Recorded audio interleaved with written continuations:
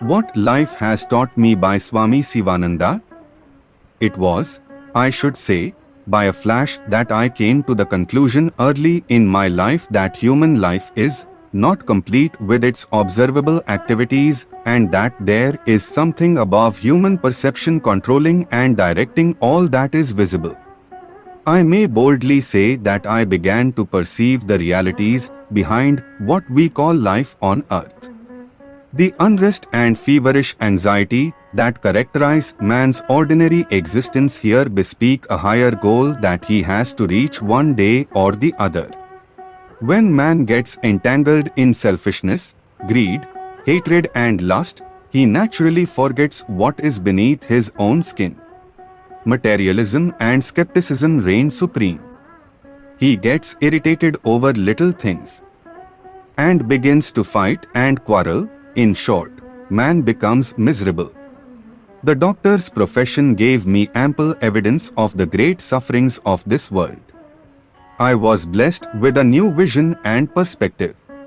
I was deeply convinced that there must be a place, a sweet home of pristine glory, purity and divine splendor, where absolute security, perfect peace, and happiness can be enjoyed eternally. Therefore, in conformity with the dictum of the Shruti, I renounced the world and felt that I now belonged to the whole world. A course of severe self-discipline and penance endowed me with enough strength to move unscathed amidst the vicissitudes of the world phenomena. And I began to feel the great good it would do to humanity if I could share this new vision with one and all. I called my instrument of work the Divine Life Society. Side by side, the stirring events since the advent of the 20th century had their effects upon all keen-minded people.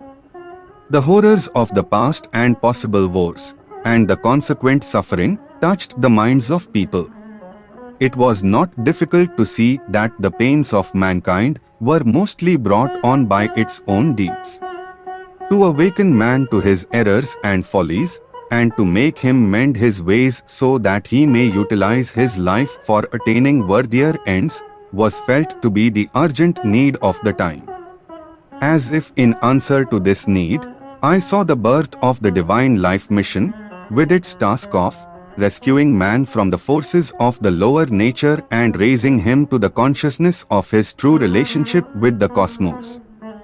This is the work of rousing the religious consciousness, of bringing man to an awareness of his essential divinity. Not by mere argument or discussion can religion be taught or understood. Not by precepts or canons of teaching alone can you make one religious. It requires a peculiar atonement with one's vast environment, an ability to feel the deepest as well as the vastest. It requires a genuine sympathy with creation. Religion is living, not speaking or showing. I hold that whatever be one's religion, whoever be the prophet one adores, whatever be one's language or country, age or sex, one can be religious provided the true implication of that hallowed term tapas, which essentially means any form of self-control, is made capable of being practiced in daily life to the extent possible for one, in the environment and under the circumstances in which one is placed. I hold that real religion is the religion of the heart. The heart must be purified first. Truth, love and purity are the basis of real religion. Control over the baser nature, conquest of the mind, cultivation of virtues, service of humanity, goodwill, fellowship and amity constitute the fundamentals of true religion. These ideals are included in the principles of the Divine Life Society, and I try to teach them mostly by example, which I consider to be weightier than all precepts. The modern thinker has neither the requisite time nor the patience to perform rigorous tapas and austere religious practices. And many of these are even being relegated to the level of superstition. In order to give the present generation the benefit of real tapas in the true religious sense, to reveal to them its real significance, and to convince them of its meaning and efficacy, I hold up my torch of divine life, which is a system of religious life suited to one and all, which can be practiced by the recluse and the office-goer alike, which is intelligible to the scholar and the rustic in its different stages and phases. This is a religion which is not other than what is essential to give true meaning to the daily duties of the human being. The beauty of divine life is its simplicity and applicability to the everyday affairs of the ordinary man.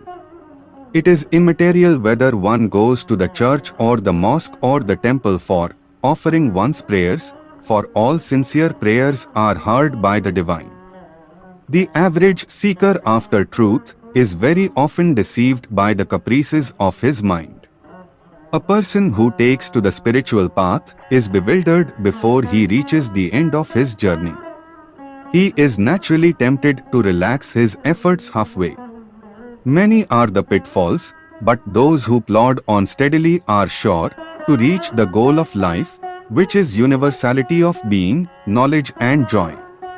I have laid great emphasis in all my writings upon the discipline of the turbulent senses, conquest of the mind, purification of the heart, and attainment of inner peace and strength, suited to the different stages in evolution. I have understood that it is the foremost duty of man to learn to give in charity, to give in plenty, to give with love and without expectation of any reward, because one does not lose anything by giving. On the other hand, the giver is given back 1,000-fold. Charity is not merely an act of offering certain material goods, for charity is incomplete without charity of disposition, of feeling, and of understanding and knowledge. Charity is self-sacrifice in the different levels of one's being. Charity in the highest sense I understand to be equivalent to Jnana Yagna, the sacrifice of wisdom. Similarly, I consider that goodness of being and doing constitute the rock bottom of one's life. By goodness I mean the capacity to feel with others and to live and feel as others do, and be in a position to act so that no one is hurt by the act. Goodness is the face of godliness. I think that to be good in reality, in the innermost recesses of one's heart, is not easy, though it may appear to be simple as a teaching. It is one of the hardest things on earth, if only one would be honest with oneself. There is no physical world for me. What I see as the glorious manifestation of the Almighty. I rejoice when I behold the Purusha with thousands of heads and thousands of eyes and feet, that Sehasrasirsha Purusha. When I serve persons, I see not the persons, but him of whom they are the limbs. I learn to be humble before the mighty being whose breath we breathe and whose joy we enjoy.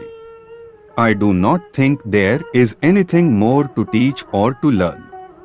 Here is the cream of religion, the quintessence of philosophy that anyone really needs. The philosophy I hold is neither a dreamy, subjective, world-negating doctrine of illusion, nor a crude world-affirming theory of sense-ridden humanism.